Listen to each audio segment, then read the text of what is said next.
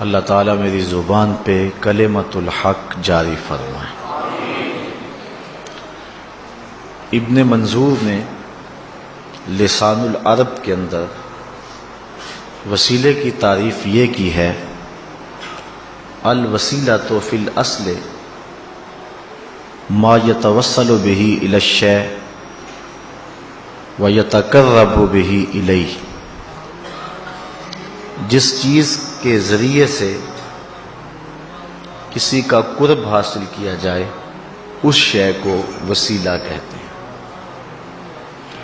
اللہ تعالیٰ کا قرب حاصل کرنے کے لیے جو ذریعہ اختیار کیا جائے وہ وسیلہ کہلاتا ہے۔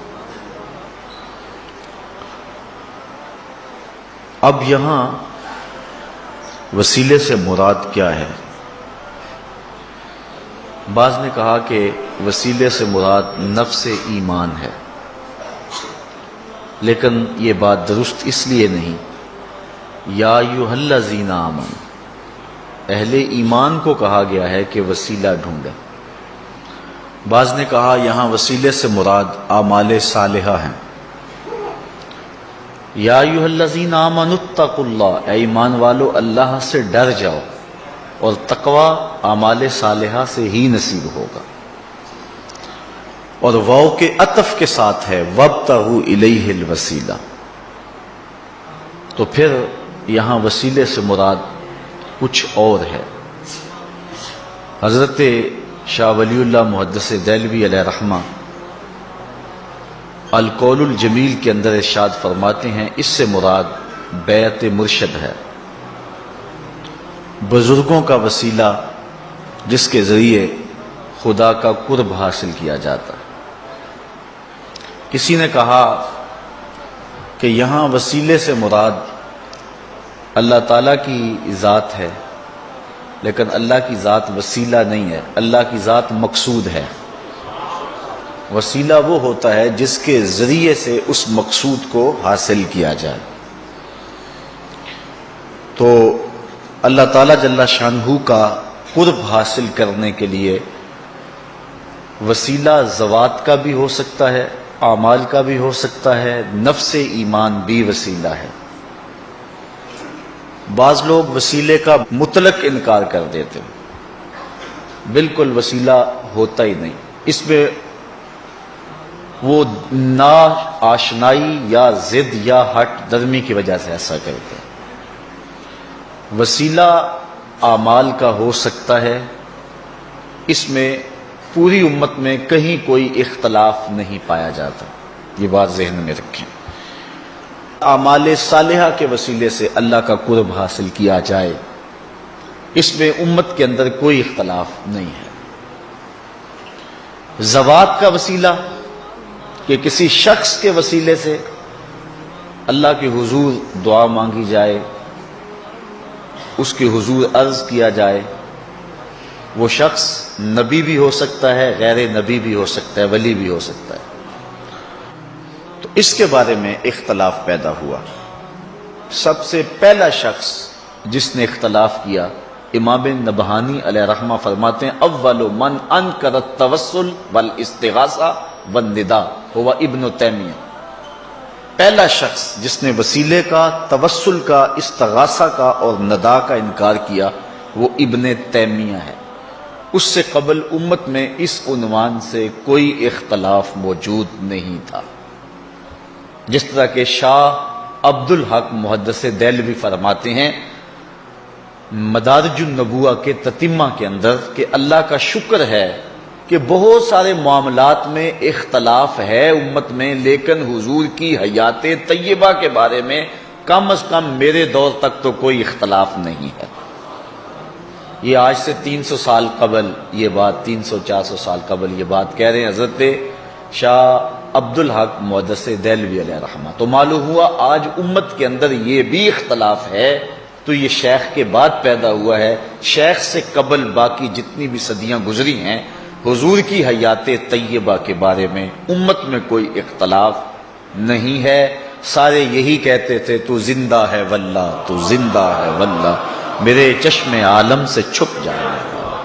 تو یہ 200-300 سال ہی ہیں جن سالوں کے اندر گڑبڑ پیدا ہوئی ہے، ورنہ اس سے قبل عقائد ستھرے تھے، چشمے صاف بہہ رہے تھے اور پینے والے بھی سیراب ہو کے پیتے تھے۔ لیکن جس طرح آج کل صاف پانی ملنا مشکل ہے، اس طرح صاف دین ملنا بھی مشکل ہو گیا۔ جگہ جگہ جو ہیں وہ گندے نالے شامل ہو کے اصل صاف پانی کے اندر شمولیت کر گئے اور کوئی پانی بھی صاف نہیں رہا ہے۔ تو اب بھی ہمیں ڈھونڈنا چاہیے کہ دین خالص کہاں سے ملے گا۔ تو ان دو باتوں پر غور کرنے کی ضرورت ہے۔ شیخ عبدالحق محدث دہلوی کسی عام شخص کا نام نہیں ہے۔ سرفراز احمد صفدر گکھڑوی لکھتا ہے کہ بر صغیر پاک و ہند میں میری نظر میں شیخ محقق سے بڑا اور بالغ نظر محدث نہیں دیکھا۔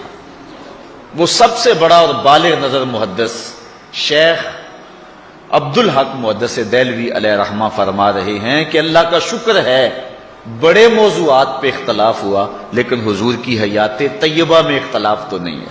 اور امام نبہانی کہتے ہیں اول من انکر التوسل والاستغاثہ والنداء ہوا ابن تیمیہ، پہلا شخص جس نے توسل کا استغاثہ کا انکار کیا وہ ابن تیمیہ تھا، ورنہ پہلے سارے جھولی پھیلا پھیلا کے حضور کی بارگاہ میں استغاثہ کیا کرتے تھے اور حضور کے وسیلے سے دعائیں مانگا کرتے تھے، اور اللہ تعالیٰ حضور کے وسیلے سے مانگی ہوئی دعا اور حضور کے صدقے سے مانگی ہوئی التجا کو قبول فرماتا تھا۔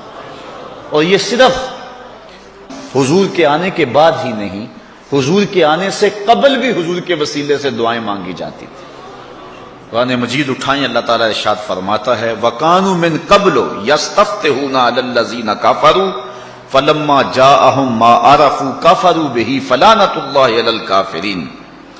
یہ یہودی یہ حضور کے آنے سے قبل حضور کے وسیلے سے دعا مانگا کرتے تھے۔ اوس و خزرج پر اور دیگر قبائل پر وہ دعا مانگا کرتے تھے کہ یا اللہ اس آنے والے نبی کے صدقے سے ہمیں ان پر فتح دے۔ وَقَانُوا مِن قَبْلُ يَسْتَفْتِحُونَ عَلَى الَّذِينَ كَفَرُوا، اور وہ کیا کہا کرتے تھے اللہم انا نسألک بحق نبیک الذی وعدتنا ان تبعثہ فی آخر الزمان، اے اللہ اس نبی کے صدقے ہمیں فتح دے جس کو تو نے آخری زمانے کے اندر مبعوث کرنے کا وعدہ کیا ہوا ہے۔ اور اللہ تعالیٰ جل شانہ اس دعا کے صدقے سے انہیں فتح بھی عطا کرتا تھا، لیکن جب حضور تشریف لے آئے تو انہوں نے فلما جاءہم ما عرفوا کفروا بہ، تو پھر انہوں نے حضور کا انکار شروع کر دیا۔ تو حضرت معاذ بن جبل رضی اللہ تعالی عنہ نے یہودیوں کو کہا پہلے تو اس نبی کے وسیلے سے دعا مانگتے تھے، اب یہ نبی جلوہ فراز ہو گیا ہے تو مخالفت کرتے ہو۔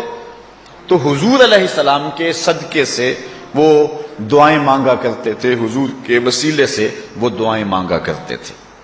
تو امت کے اندر یہ شائع رہا ہے اور حضور سے قبل بھی حضور کے وسیلے سے دعا مانگی جاتی رہی ہے۔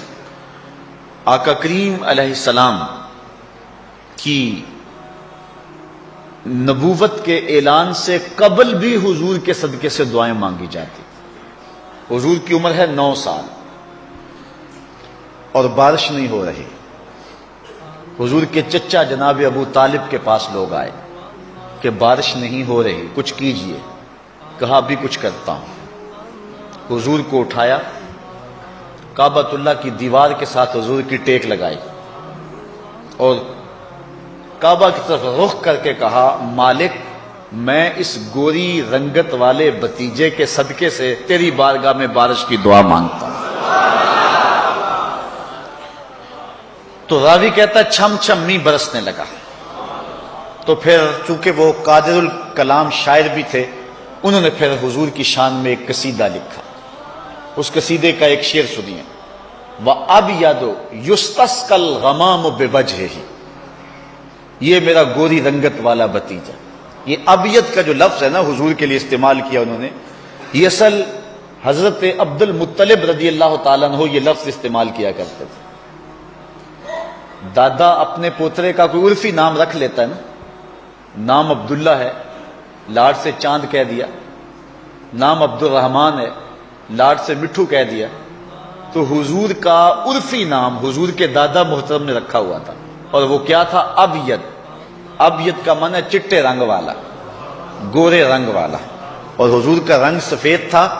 اللہ اکبر۔ سیدہ عائشہ رضی اللہ تعالی عنہا کی سنیے، فرماتی ہیں ایک دن حضور نے کالی چادر زیب تن کی، اور کالی چادر کی بکل مار کے مجھے کہنے لگے کیفا ترینی یا عائشہ، عائشہ بتاؤ پھر کیسا لگ رہا ہوں۔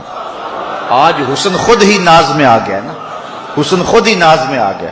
کیفا ترینی یا عائشہ، عائشہ بتاؤ کیسے لگ رہا ہوں۔ پھر حضرت عائشہ نے بھی حد کر دی، کہا حضور چادر کی سیاہی نے آپ کے چہرے کی سفیدی کو نکھار دیا، اور آپ کے چہرے کی سفیدی نے چادر کی سیاہی کو نکھار دیا۔